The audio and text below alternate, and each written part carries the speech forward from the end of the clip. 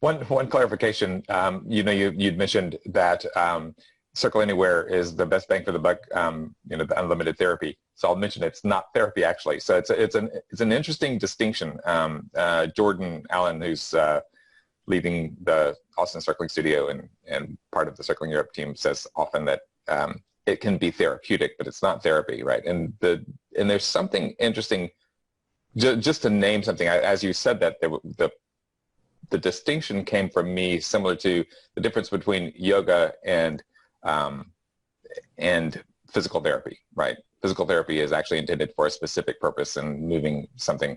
Yoga is general health, but they both have a very physical component, and yoga can be therapeutic. So circling can be therapeutic in that way. It definitely can.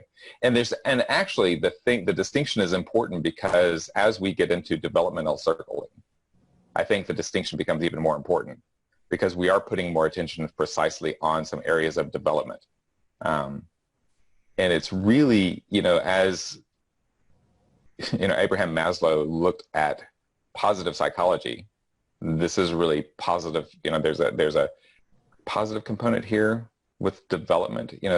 This is distinct from coaching. It really is development by mindfulness in a way that allows something to arise that comes from deep within you. So yeah, I mean, there's some interesting aspects of this that I think that I continue to come to the fore for me whenever I'm looking at this. Yeah. That's a good point. I sort of use the term therapy loosely. I should perhaps be more precise in my languaging around that. Yeah. Yeah. It's just for people's expectation about what that is, right? Right. What they can expect. And there are people who come to this, recommended by their therapists. But so there is it is an interesting adjunct to therapy. But if what someone's needing really is therapy, it isn't likely a replacement for it. I mean, this would be something that you'd really want to. Right. I mean, and my frame around that is like, you have to bring something to the game. Right. You have to bring something. You have to provide a certain quality of attention and loving, honest feedback and presence. So if you really, if you're really not able to do that, it's not really a good match. Right. Right. So, maybe my 30 years of developmental work had some impact after all. Absolutely, I'm sure. I mean, well, it's a little bit about my background as well, and kind of what happened for me. Because I mentioned that I studied with Ken Wilber, and that was almost 20 years ago now, or 15 years ago, I guess. Yeah, about 15 years ago. And so and I was very interested in developmental work and integral development. But the practice part of it was really the piece that missed for me. And after a while, the philosophical conversations didn't do it anymore, right? It was like, okay, these are interesting ideas, but if I'm not actually figuring out how to apply them, then I don't know what to do about that. And it wasn't until 2000, it was about 4 years ago that I discovered circling, and my intuition said, oh yeah, I actually was specifically, before I found circling, looking for something that would allow me to engage in a practice, a body awareness, kind of like, okay, how do I include my body, sense, my emotions in my relating, more than just simply trying to figure them out from a mental frame. And circling was exactly that. It was a very powerful way in which my curiosity and intuition came into play, and it really felt for me. It was amazing. It was like an altered state of consciousness, unlocking aspects of my perception that I didn't know were there. And so there was something like the work that I had done prior to that really kind of readied me, I think, for that moment. But the distinction in this as a practice versus a philosophy, or as an idea, really was a distinct and powerful awareness for me. Right, and what my feedback or impact on that is that, if you're really into integral theory, you can get into a kind of altered state by reading that. Like it touches something intellectually in you. And from my perspective, circling is doing the thing that integral theory talks about. Right. in a very, very deep, experiential way, which is essentially, it's a process of being, right? Of being something, right? As opposed to just understanding it intellectually.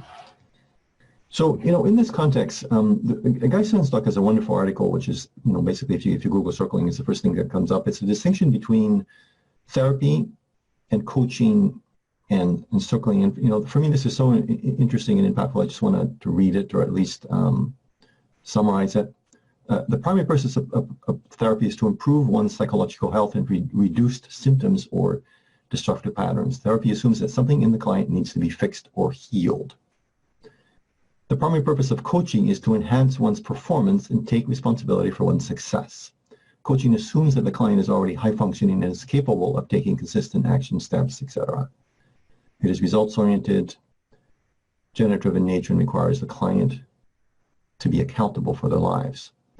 The primary purpose of circling is the transformation of your way of being through authentic relating. It is focused on how much access to aliveness and connection you have in the present moment. All right. So how this speaks to me is that by exploring the process of being, problems tend to solve themselves without a lot of effort. Because that's typically our blind spot. We're not aware of how we're being. We're aware of our thoughts. We're aware of our plans. We're aware of how other people are triggering us, or maybe even positively or negatively, but we're not aware of how we're showing up, right? So. Right. I love that. And the awareness for me is like, the coaching relationship is actually a good one to compare and contrast, or to hold up in juxtaposition, right? Because there is the where I'm at and where I want to be, and how do I focus my attention to get to where I want to be, right? Mm-hmm.